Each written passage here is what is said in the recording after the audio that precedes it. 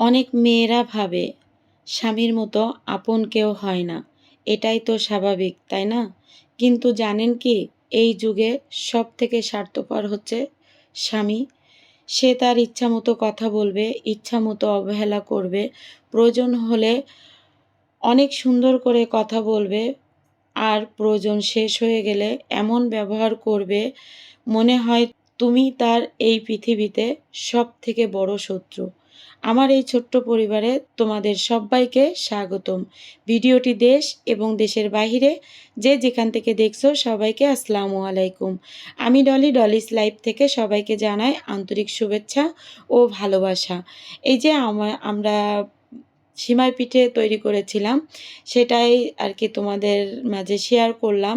এটা বাগেরহাটের ঐতিহ্য পিঠা আর কি। মেহমান গেলে দেশি মোরগ কিংবা হাঁসের মাংস আর সিমাই পিঠা এটা না হলে তো হবেই না। তা আমার কাছে অনেক ভালো লাগে। কার কার এই পিঠা এবং হাঁসের মাংস, দেশি মুরগি কার ভালো লাগে, কে খেয়েছো অবশ্যই কমেন্টে জানিয়ে যাবে। তোমাদের কমেন্ট পড়তে আমার কাছে অনেক ভালো লাগে।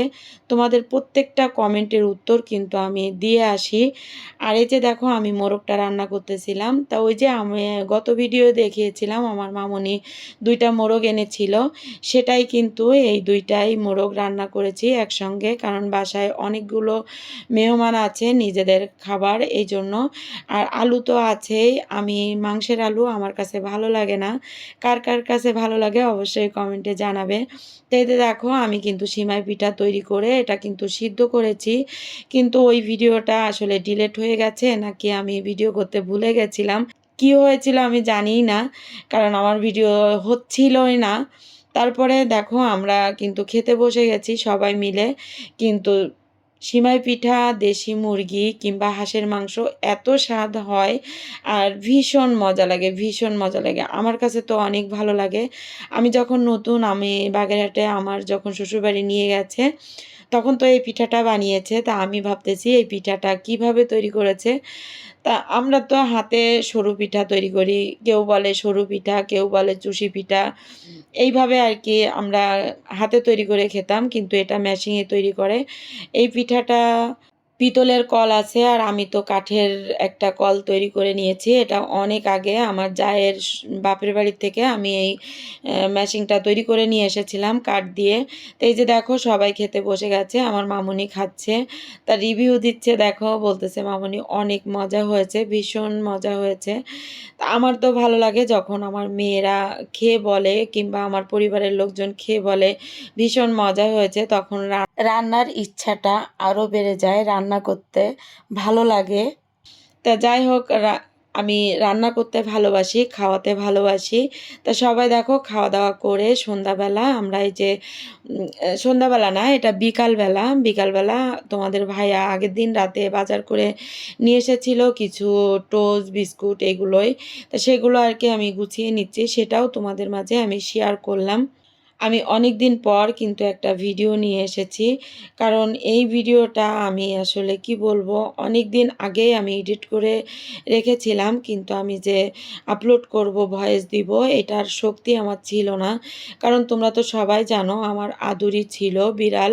সেই বিড়ালটা কুকুরে কামড়িয়ে মেরে ফেলেছে, সেটা দেখবা এই ভিডিওর শেষের দিকেও আছে। আমরা আইসক্রিম খাচ্ছিলাম, তখন আমার পাশে শুয়েছিল।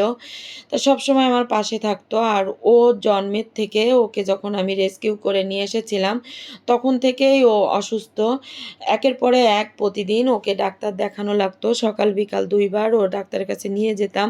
তারপরে ফ্লু রোগ হয়েছিল, সেই ফ্লু রোগের জন্য সকাল বিকাল ২ বার ওকে ভ্যাটের কাছে নিয়ে যেয়ে ইঞ্জেকশন দেওয়া লাগতো আর কি, স্যালাইন দেওয়া লাগতো। এভাবে করতে করতে ওর পিঠের চামড়া ফেটে গেল। ডাক্তারে বলল যে পিঠের চামড়াটা ফেটে যাবে। তা ওর ৬ দিন পর্যন্ত ইঞ্জেকশন দিতে পারছিল। কিন্তু ওর ছিল ৭ দিনের কোর্স, কিন্তু ৭ দিন ওর স্যালাইনটা দেওয়া যায়নি। এমনি অ্যান্টিবায়োটিক যে ইঞ্জেকশন ওইগুলো দিছিল। তো তারপরে ওর পিঠের চামড়াটা সম্পূর্ণ ফেটে উঠে গেছিলো। আমি কিছু তোমাদেরকে শেয়ার করেছি আমার আগের ভিডিও, যদি তোমরা দেখে থাকো তাহলে তোমরা জানবে।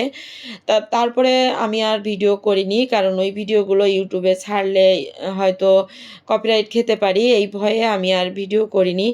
ওর অনেক স্মৃতি আমার কাছে আছে। আর আমি অনেক কিছু ভিডিও করিনি, কারণ ভিডিও করতে আমার ভয় লাগতো যে কি জানি ভিডিও করলে আমার বিড়ালগুলো যদি না থাকে, এরকম একটা ভয় ছিল মনের ভিতরে। তবুও মাঝে মধ্যে আমি তোমাদের মাঝে আমার ভালো থাকা, ওদেরকে নিয়েই আমার ভালো থাকা আর মানে ভালো থাকি আমি সবসময়। এইটাই আরকি।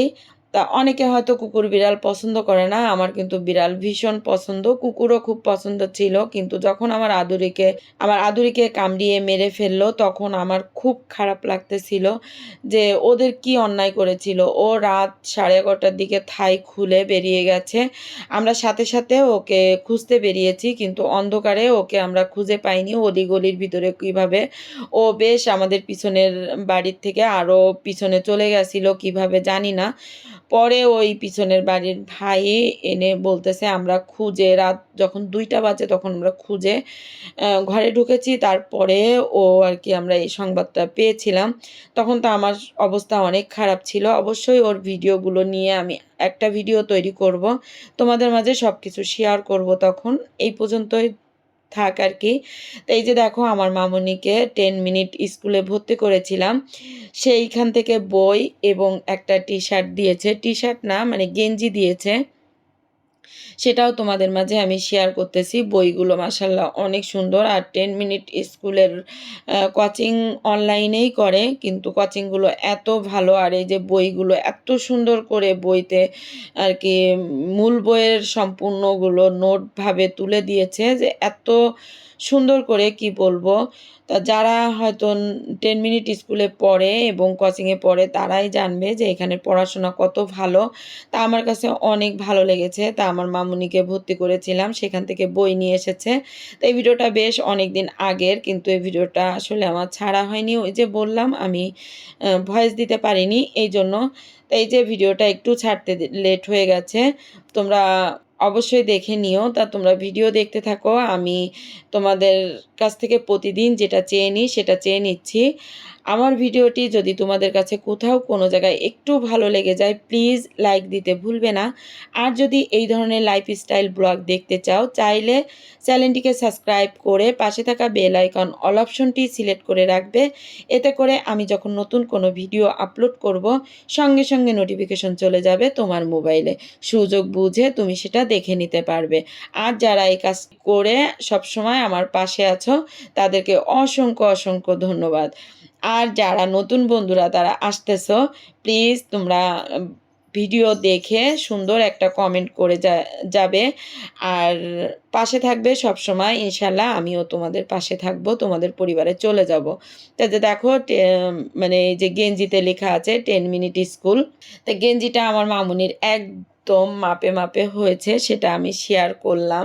জানি না আমি শেয়ার করাতে কারোর কোনো সমস্যা হবে কিনা। তবে যদি তোমাদের মানে আমি অজান্তে যদি তোমাদের কোনো কিছু মানে তুলে ধরি কিংবা ভিডিওতে দেখিয়ে ফেলি, তাহলে প্লিজ ক্ষমা সুন্দর দৃষ্টিতে দেখো। আর তোমাদের মতামত আমার ভিডিওতে জানিয়ে যেও যে আমার ভিডিওগুলো তোমাদের কাছে কেমন লাগে। আর ভিডিওগুলো তোমরা মানে কোন রিলেটেড ভিডিও তোমরা দেখতে চাও, আমার কাছ থেকে কী ধরনের ভিডিও তোমরা দেখতে চাও, অবশ্যই কমেন্টে জানিয়ে যাবে। আমি ঠিক সেইভাবে তোমাদের ভিডিও দেখানোর চেষ্টা করব। তারপরে দেখো এই যে সন্ধ্যার সময় আমরা আরকি আইসক্রিম খাচ্ছিলাম। আমার বড় মেয়ে নিয়ে এসেছিল, আমার বড় মামুনি।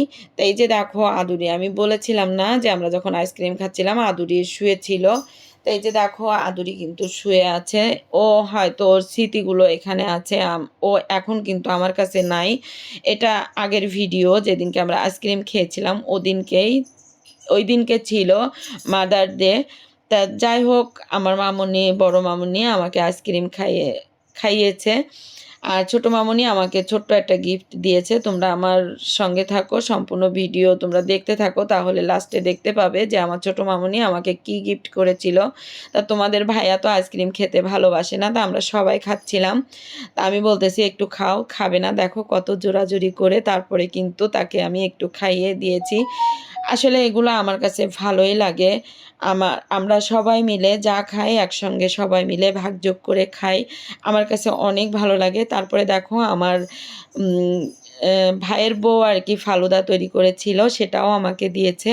আমি দেখো খাচ্ছি, ফালুদাটা অনেক মজা হয়েছিল, কি বলবো, খুব ভালো লেগেছিল।